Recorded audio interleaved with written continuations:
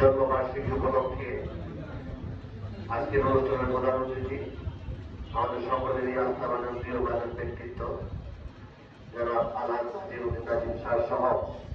সকল নেতৃবৃন্দকে আমার ব্যক্তিগত আয়োজনের পক্ষ থেকে বক্তব্য শুভেচ্ছা জানাচ্ছি। শহীদ রাষ্ট্রপতি জিয়াউর রহমানের সুযোগ্য উত্তরসূরি সহধর্মিনী, যিনি তিনবারের প্রধানমন্ত্রী, যিনি কোন ব্যক্তি নয়, যিনি একটি প্রতিষ্ঠান, যাকে ইতিমধ্যেই মাদার অফ ডেমোক্রেসি হিসেবে আখ্যা দেওয়া হয়েছে, যিনি কোনদিনই আপোষ করেননি। এই ৮০ বছরের জীবনে যখন শহীদ রাষ্ট্রপতি জিয়াউর রহমান 1981 সালে আততায়ীর হাতে শাহাদাত বরণ করেন, একজন গৃহিণী থেকে যখন ট্রান্সপোর্টে নেমে এসে হোসেন মোহাম্মদের সাথকে হটানোর জন্য যার সবচেয়ে বড় ভূমিকা ছিল,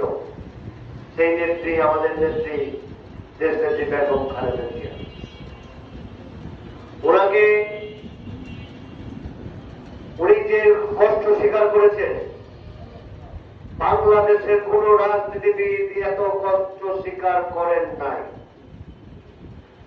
ওনার চোখের সামনে তার কনিষ্ঠ পুত্র ইন্তেকাল করেছে, ওনার চোখের সামনে তার বড় ছেলে, আজকে যিনি দেশনেত্রী বেগম খালেদা জিয়ার সুযোগ্য উত্তরসূরি হিসাবে সারা বাংলাদেশে পরিচিতি লাভ করেছেন, আগামী দিনে যিনি আমাদের বাংলাদেশের শাসন করবেন সেবক হিসাবে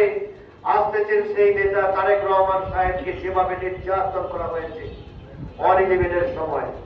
সেটা ব্যাখ্যা দিলে আপনার সময় পার হয়ে যাবে, কিন্তু ব্যাখ্যা শেষ হবে না। উনি মাত্র 2 কোটি টাকার একটি মিথ্যে মামলায় ওনাকে যেভাবে 6টি বছর কারাবরণ করে রাখা হয়েছিল, দিন দিন যখন তাকে এই স্বৈরাচারী হাসিনা তাকে যেভাবে আস্তে আস্তে মৃত্যুর দিকে ঝুঁকি দিয়েছিল, সেই মৃত্যুর দিকে ঝুঁকি দেওয়ার জন্য যিনি মৃত্যুর আশায় করেছিলেন, সেই হাসিনা ফ্যাসিস্ট সরকারের আশা পূরণ হয়নি। 6টি বছর উনি কারা নির্যাতন করেছে, কারা ভোগ করেছে,